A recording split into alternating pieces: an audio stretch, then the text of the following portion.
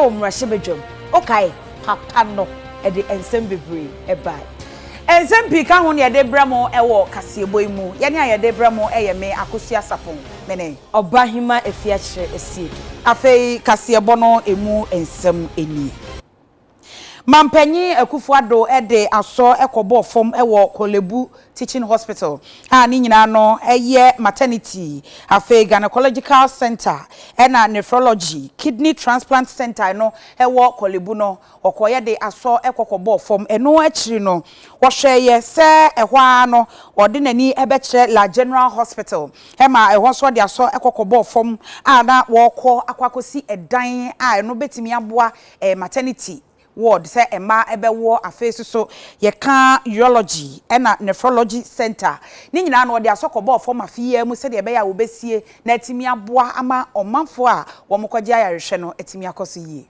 2018 mu no mampanyi ka che Kolebu abaya resabia ni penifo so be sidani bi edi aka ho apegya ya resabia ni mu enti aso de abofom nei eye bosha wodi so ede yedi ka no eye baabi e mabekwa wo so etoaso nsia sika ewo mo no ye 145 million euros ka ni mu ne etoso mienu no eye den etoaso du mienu sika ewo mo no ye 45 million na abosume aduasa 30 month eno mudi besi awie. My recent visit to Kolebu when I commissioned the intensive care unit of the National Reconstructive Plastic Surgery and Burn Center for the hospital, I was struck by the poor state of the maternity block. I promise to help remedy the situation as the current state of the building is not fit for purpose. Government has secured an amount of 145,220,000 euros from Standard Chartered Bank to cover the cost of the project, with the export credit guarantee from the Swedish Export Credit towards the reconstruction of the maternity block. The project has an insurance cover of some 19 million euros, and it is to be constructed through a joint venture entity known as Hedebi JV. COVID-19 ensemia ehono soafo hwe ensika samontoto ye eso honorable Kenu Foriata ekasai en wo chese COVID no ebae enso na abanania bridge na ne nan so a o ma entwintwe o ma nam de bia eda eba na empuntunyuma ekwan eso a. Mr. Speaker, COVID-19 pandemic is far more than a health crisis. Ghana has been spared the painful economic and social impact that COVID-19 has visited on peoples in nations big and small all over the world. The restrictions on movements has disrupted households and businesses with consequent job losses and reduced incomes in Ghana. The hotel and hospitality industry, agriculture, health, creative arts and media, transportation, manufacturing, education, our favorite organizations, financial services, young entrepreneurs, have all been severely affected. Mr. Speaker, not to mention the extensive informal market that is a lot of us Ghanaians. Mr. Speaker, we must not and will not be daunted by this extraordinary crisis. Government will continue to do what it has to do to protect lives and supply livelihoods through compassionate, competent, and courageous leadership. We have accepted that this pandemic and its effects are unparalleled in the annals of our country and indeed globally. We have accepted that until a vaccine is found, we have no choice but to rearrange our lifestyle in order to protect lives and promote livelihoods. It requires a marshalling of unprecedented resources to contend with the pandemic and its effects Ghanaians. And Mr. Speaker, this government is up to the task. Abra onumonyamfo Kenu Foriata de nsemi ekotu edwa wo mrahye bedwam no ebi a wode kan ho ene se aban san pandemic ana se COVID-19 yade na eba ye ninti ensuo ene nkane ano yade omamfo benya no kwa abra ode nsemi tu dwa chechiremu ene hwe etuo bi anan atetete so no a enam so ema edonkuma ne kire se we hwamodie enya de ye kodi ama etire ama ne fa ene ye de atufufuo sisi obi amedi bia na we no wo mo ekasa fa ho. minority miche dem kuma omrahye bedwam na watchum no mokasa kire mo adwen e de fa media budget review o maisa na hene owura kendo foriata e de tu dwa omrahye bedwam no hu sei and they share wa ha na oye finance minister kendo foriata ne budget ni ntra na me no do me de budget na odo ready na no pay ewi abri oya roho ye de abani why na den there obafa kwambido no odada Ghana fo budget here the day akache the coronavirus here obey sikankuti a was spend 11.1 billion Ghana cedis abra parliament 1 billion pen ya approve man into 10 billion no obi nyim baby a sikana okai ni wa budget here so the day when too much hende sikana for the ha another the ha meaning I will go akahen when dom kuma ya parliament yes I will go akahen 11.1 billion coronavirus no honkote adawode dey is different from Sika, Sebe, private sector. What to try on the one of us and the budget Sika would try in. Now, Abani, what how the Ghana for one. Since the public debt about 120 billion, finance minister Nano us I don't know 255 billion.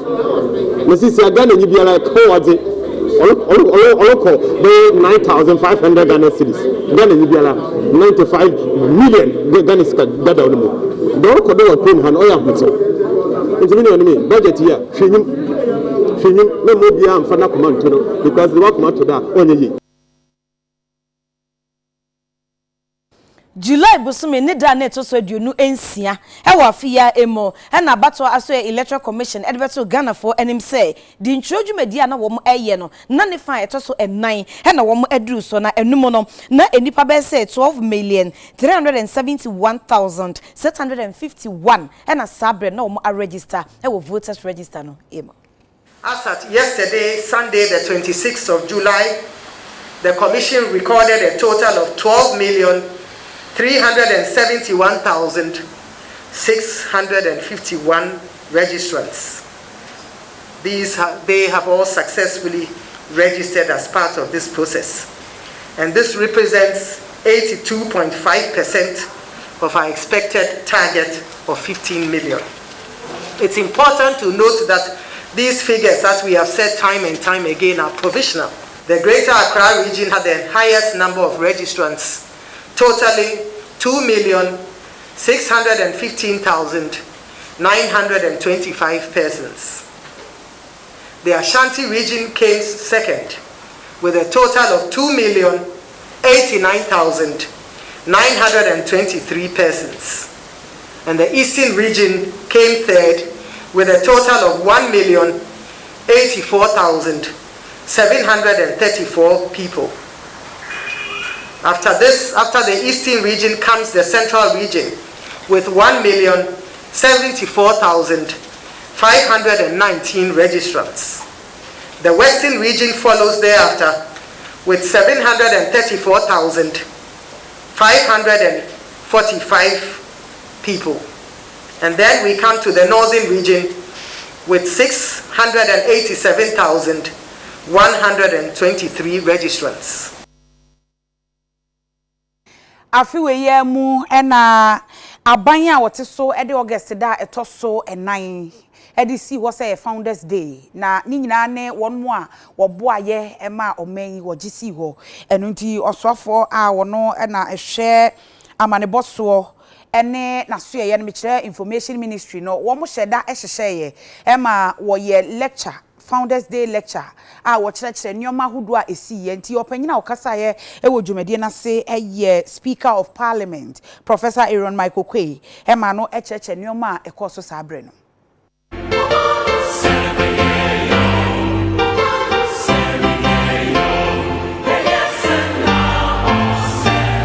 The name Ghana is well traced by J.B. Dankwa after his historic research thereon. And at every stage, he justified why Ghana should be Ghana. The British, whilst Dankwa was in Parliament, proposed the establishment of only one university for the whole of West Africa. Dankwa vehemently rejected this idea and fought against it. To Dankwa, every Ghanaian is given an opportunity to attain the highest possible education level. Education had been the thing. Nkrumah did a lot. In fact, it was in our time that Ghana National Agri Memorial, what we call the Ghana Education Trust Schools, came up. So we understand them well. It was a wonderful work done by Nkrumah, and in fact made opportunities available to Ghanaian youth. Nobody should attempt to take it from him. But these had been well conceptualized also by others, as you see by his fight in the University of Ghana.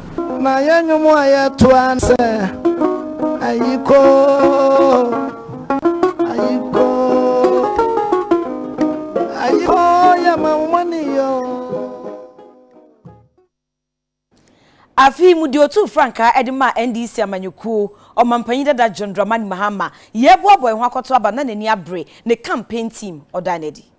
You come to this job at a very difficult time when our nation is being plagued with the COVID-19 disease. It therefore behoves on you to guide the campaign in such a way that minimizes the risks that both our foot soldiers and other activists of our party will face in terms of prosecuting the campaign. It is my hope that you will guide this campaign scientifically and you will make our case to the Ghanaian public devoid of violence. I feel extremely honored to lead this eminent team to manage NDC 2020 campaign. Looking at the eminence of the team, the passion of our youth, and the wisdom of our leaders, past and present, there is no doubt that together we will win.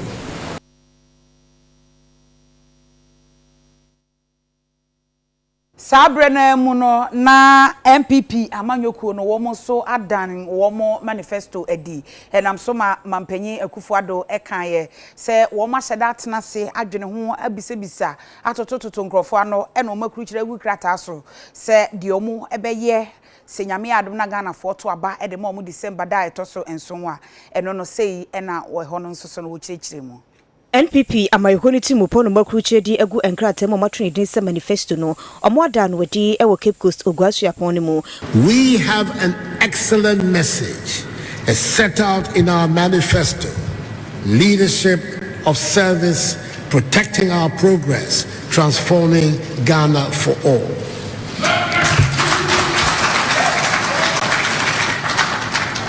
And as eloquently articulated by that brilliant Ghanaian, Mahamudu Bawumia, my most esteemed running mate and vice president.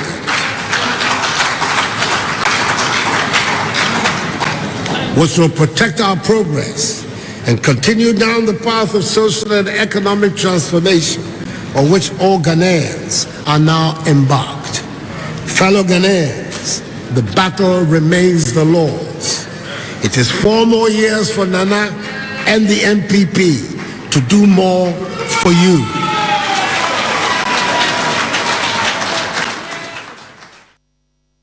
Sa manifesto na NPP for edane di no na NDC ba bontenom si o ya tro e kenkwenkwa Ghana for momontungu we eye na da se mo san to aba e de ma wo mo emfie 9 fofo mbeba e na da sa no mba be ya o mo fa bi papa bia emma enti mo pani papa pam benyan mu gidi a eye o mampanyi dada John Dramani Mahama Kauko manifesto launch na no now the chop pekesi ama Ghana for say manifesto na odi kan de ba no wo be twe no deck na 86% no for omoma 4 years I would atoaso na wuja 86 na wunya nya no na wasa so de ahye manifesto fufuru mu abiem say ufi say this time around so betimi the boss sha ede ene nsemu a eni madada Ghana for age to me biem enya de be ye adwuma eni say na wo social media baby a obi esre mampanyi Akufo-Addo obi esre manifesto launch no nobody is taking them serious again Kogana for Musomonia no Quafwa, you bet me a Jomedi.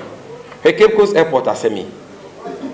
NDC moving your position about Cape Coast Airport very soon in our manifesto. Yabisa Cape Coast Airport once I'm said, O my penny Akufo. In fact, you can't be so across a Juma by why in Cape Coast.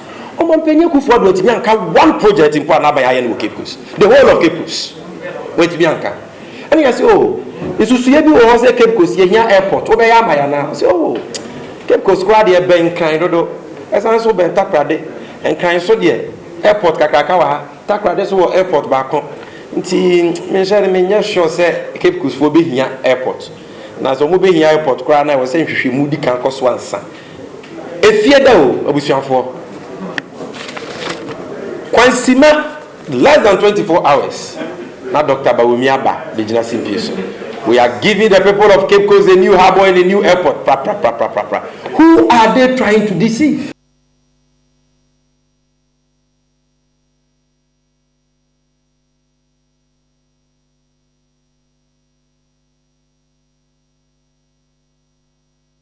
Sabrina mu bese July da etoso ensia na enam so ebeto dwa se NDC amanyokuo no Frank Atuni enka ne mampanyi John Dramani Mahama wayi Professor Jane Nana Opoku Ajiman se running mate ono eno ne no ekwa afimpinu ni aduonu abato no na eno na National Communications Officer ema NDC amanyokuo no Same Jamfi ebebo amane one nsentwerofo hyiaye edeto won manim se Professor Opoku Ajiman wono eno omoyi ne se running mate a wokogina ewo NDC amanyokuo no dimu na ni nyina mu no flag bearer me kire de ewotu Frank ade ama wo mo ena Afia National Executive Committee NEC no NDC headquarters won ampanifo tenase ejuada July da etoso nsia ena omusi nkonwa bobo hu na omugitu mu eti woka kire nsentwerofo se NEC a endorse anase NEC omo de stamp asiso Council of Elders no so agi atum enu nti obetimi agina ho na waka ama obia te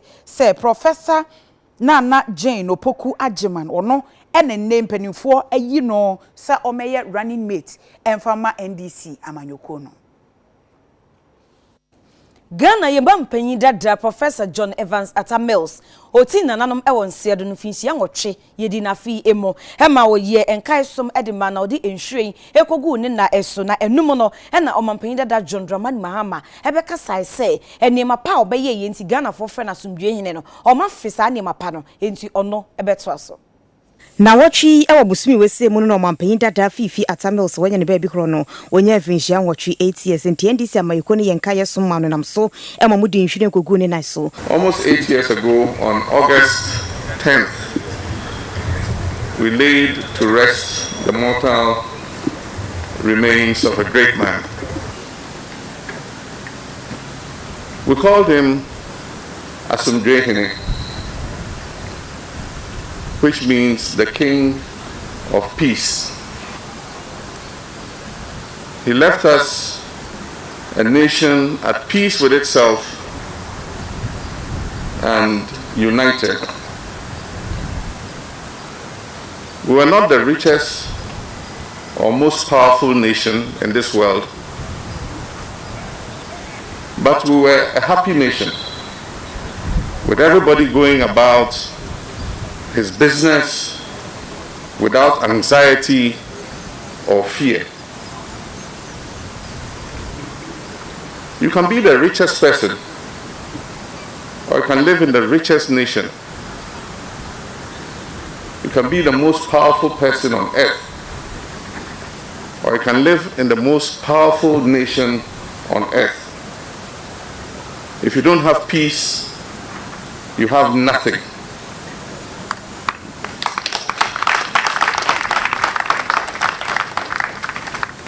Professor Mills was a father for all of us. One who considered all of us his children. Today, Ghanaians are crying for such a father. One who will see all of us as one, as his children.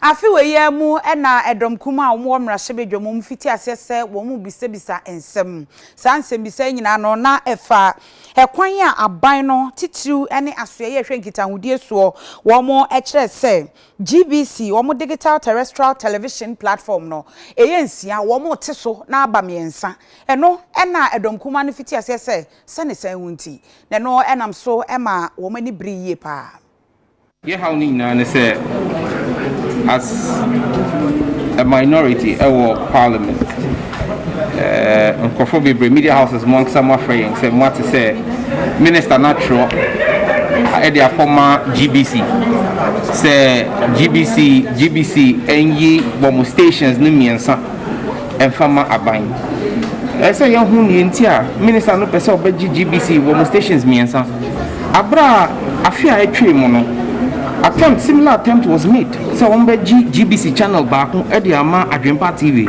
a subsidiary of Sarpong Group. It had to take the NMC to stop that transaction from going on.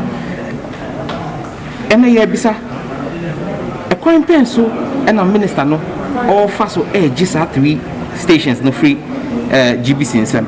What is going to happen to the workers of GBC? Ejuma 4 one year Ejuma was our stations no. 1 year production near the idea no. What happens to them as media houses?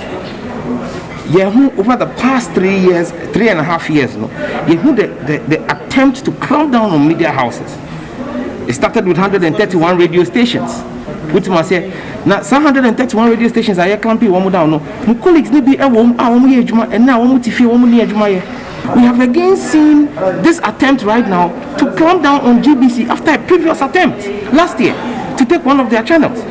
And at the end of the day, no year, besides a damn potain, a buying near Eda Bayakumaso.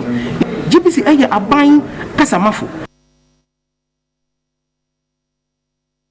Executive Director of the Emi Africa, any Emi Africa Foundation, ano, hey, Ora Daniel Kojosobo, or the future and Magana Fonina, a bra COVID ne emuye dene say, Yenshe, see bet me and she na a yejma, near to me my pressure above form, a wapomodini my for, so.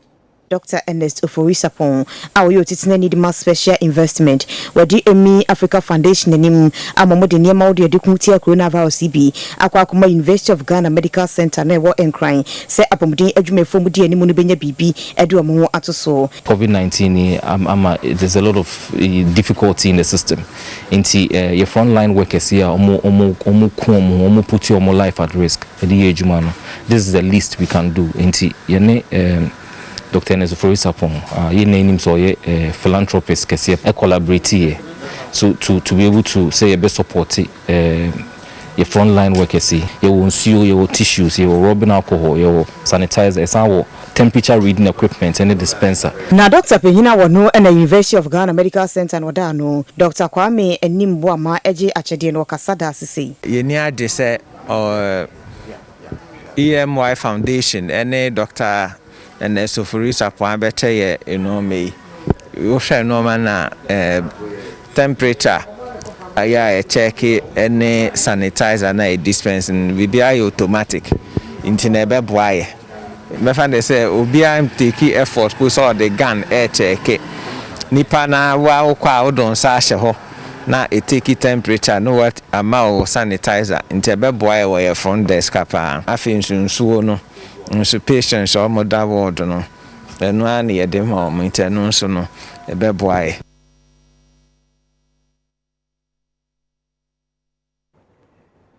Ejumakuo a womo eye special eyes ensuo pacho enu ne se wunim dia sei ena ye ka no na afimu ena omo tena asidi no mu hu se ekoba se bia kanea ye dum no a ebe ha adwene papa enu nti wonam akwanua saso ekeka neoma siani ehwe ye se rooftop solar power project womo ebe ye enti ukọ womo factory no ewo ayimensa no a womo ye 1000 kilowatts 1 megawatts ena womo eye solar kanea ibi edi egu nchensen so a ebeboa ma watini aye nsuo aye special drinks ene womo product ahodo a womo de nwudwuma no Awodini ajifi ewiem biche solar energy ni bi ni yaye e special ice ba beboa amaka ne wonsensem no akọ animu ye papa ni yaye na ho odene no eye be 1000 kilowatts e beboa yimpa we factory kese ne wo ayimensa enkran. As a matter of strategy, we decided to weigh the options we have in terms of having alternatives for electricity, something that was of course cheaper than what we are having. So we decided on the solar energy. We sourced around, searched, we found some power innovations. We got them to give us a deal for a 1 megawatt energy supply. It was something that we hadn't seen before, something that they themselves have not done, but we were challenged to do it. We gave them all the support that they needed. And here we are to launch a 1 megawatt solar energy, the first of its kind for a manufacturing company in the country. Kwanjefo penyi Edma Special ICSD plant no Owura Edward Amo Akwa enso kasaye. Special Ice ye factory bia electricity cost no so ye profit and loss accounts mu. Wo hwe compressor ka save the siwon go a ono go use 300 kVA. And the 1000 kVA energy ya install no ono go use 30%. Energy cost ya be suma and say ya bo ho by ni ahwe ma ni boda ma foma e be buy operation no e profitable.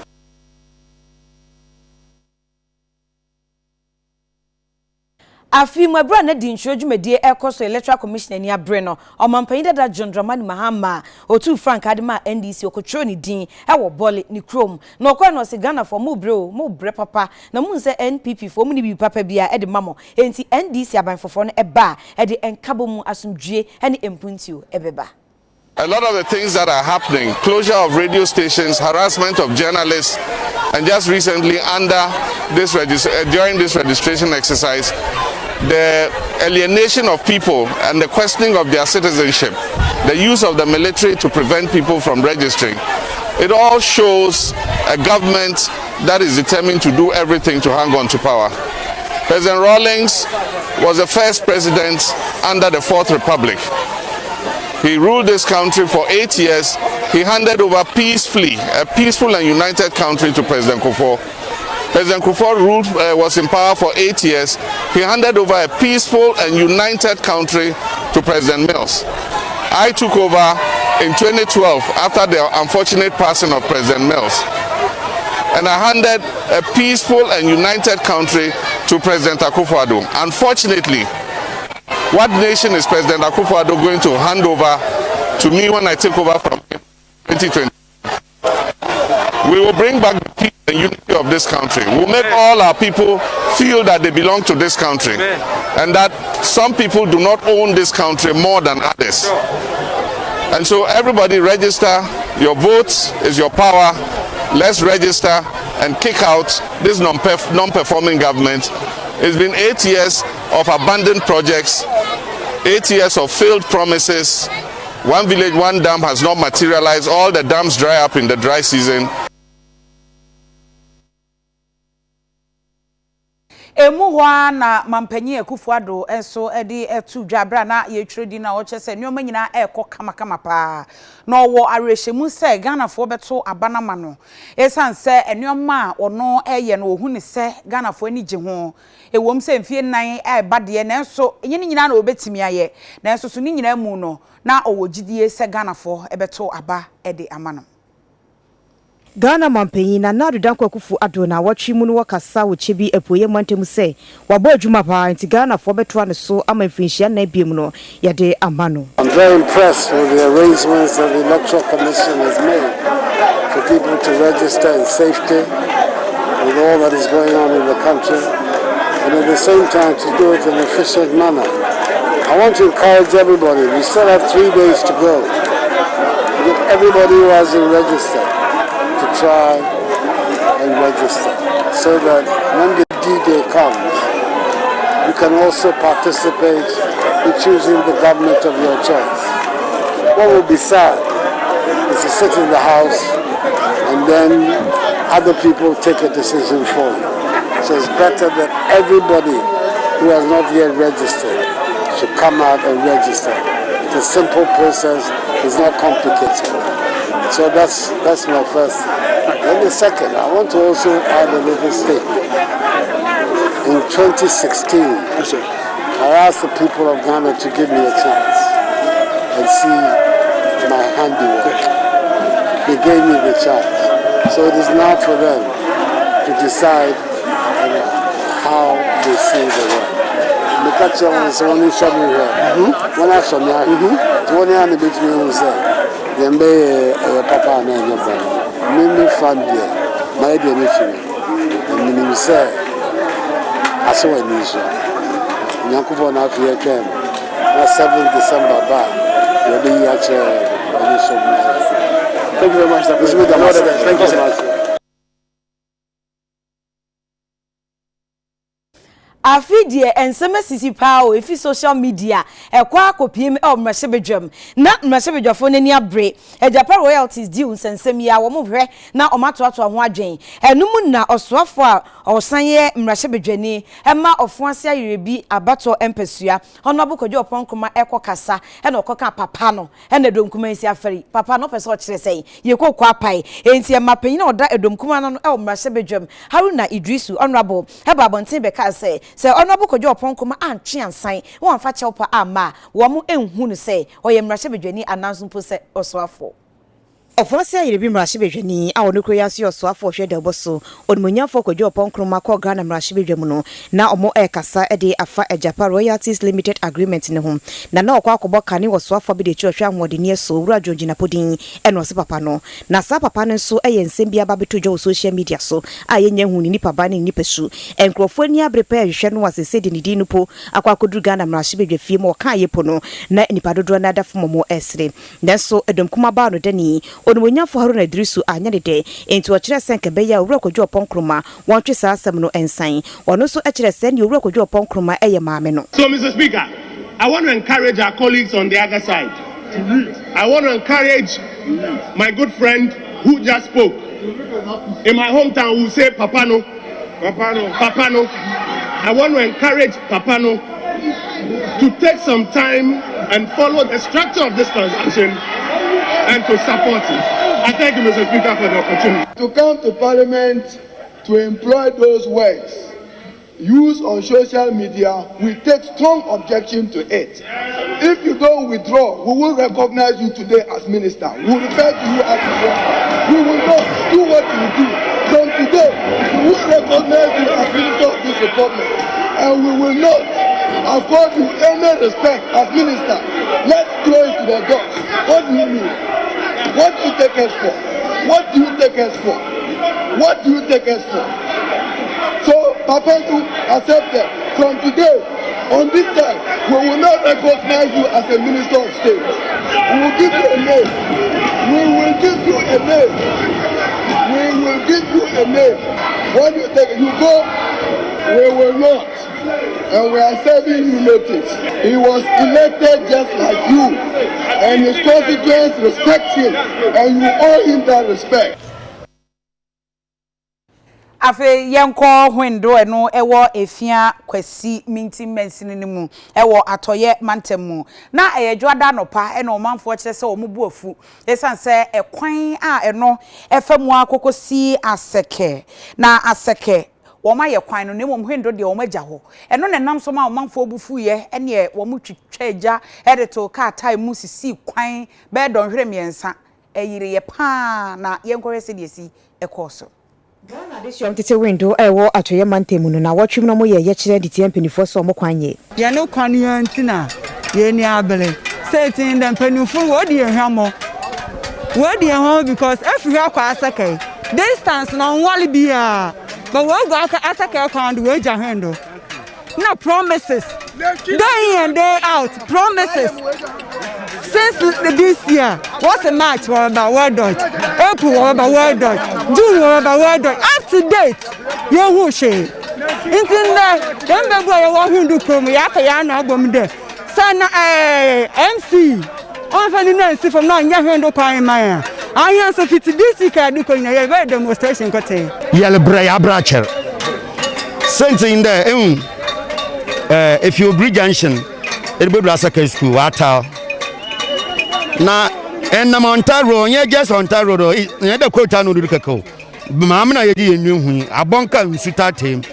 Na a branch ko be work from wo with wokumboa, Ponchina, Ninchina, no so wataroko. Then them road there Akosua house no. Another branch Kingsburg, another branch out on the site, water. So how do they take us for? Not a no yabu bodama, yimpa, and I am more for you.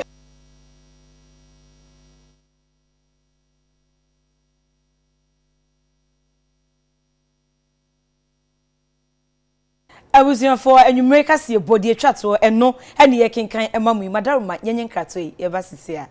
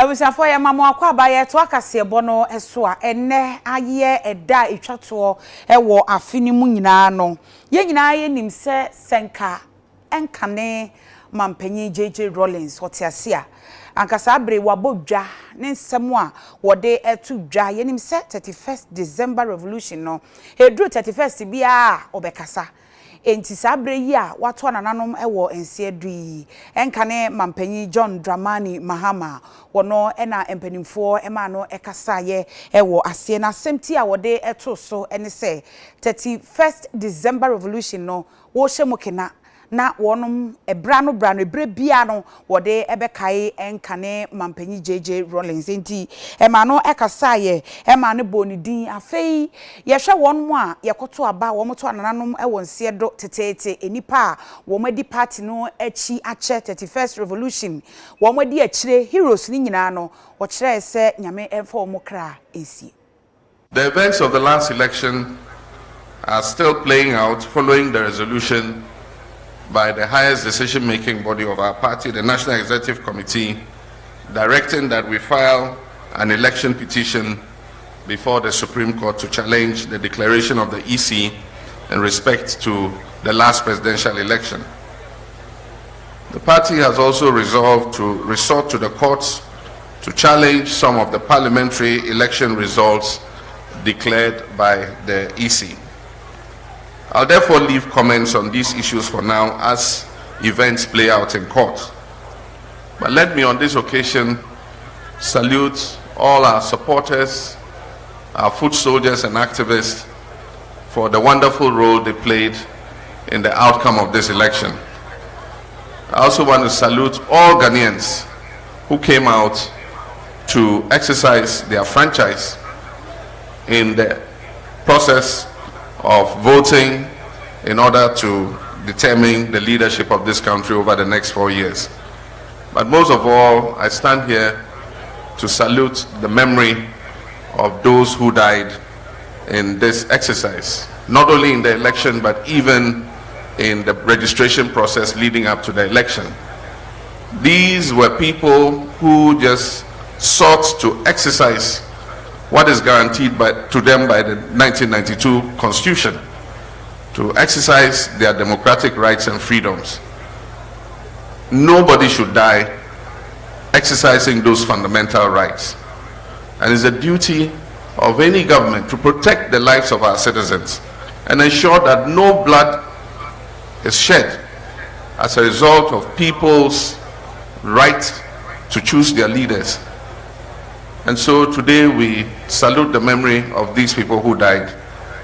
And however long it takes, I assure and promise that justice will be done to them and appropriate compensations given their families.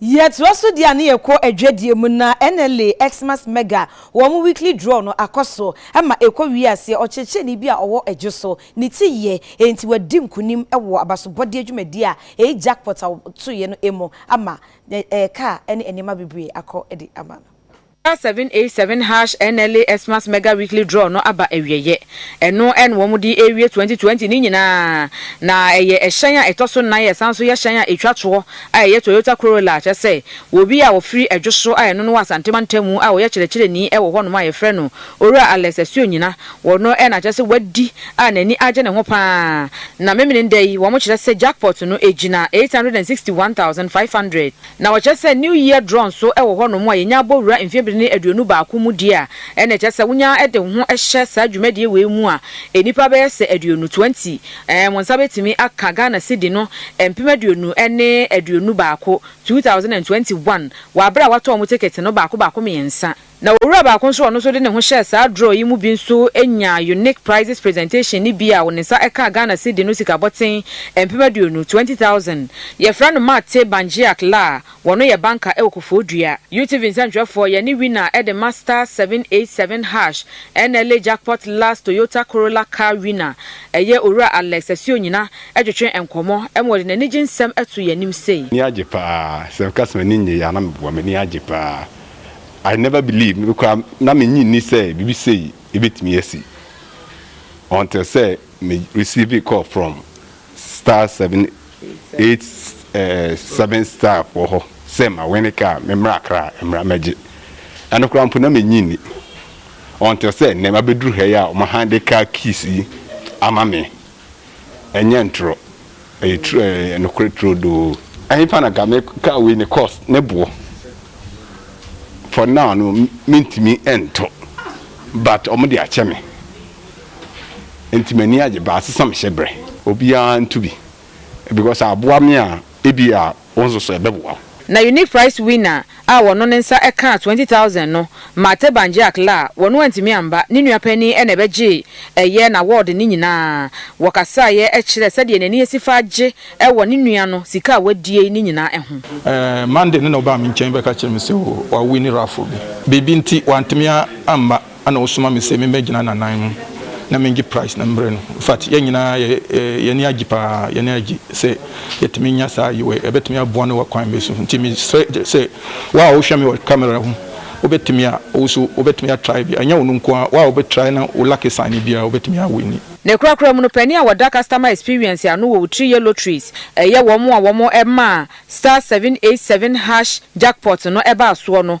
owura Richard Akoto Banfo e kasa ye mode to Ghana fo nyina enim se star 787 hash bronya yi e we shi obia official pa and yes say yama prosperous new year in 2021 enunti no star 787 hash say a new year ya 1st January for 15 Ghana cedis ticket 82,021 Ghana cedis a Friday na Saturday jackpot no a 861,500 Ghana cedis a umre minua yes for 5 Ghana cedis pe and as a ticket me ensape fedi start ka dudu nyina akofie o train day me ya wan ka me fa me phone ma dial star 787 hash na me suma bobi sisia a umre obi atumidi we ebetima ze sound shebre enti bobi sisia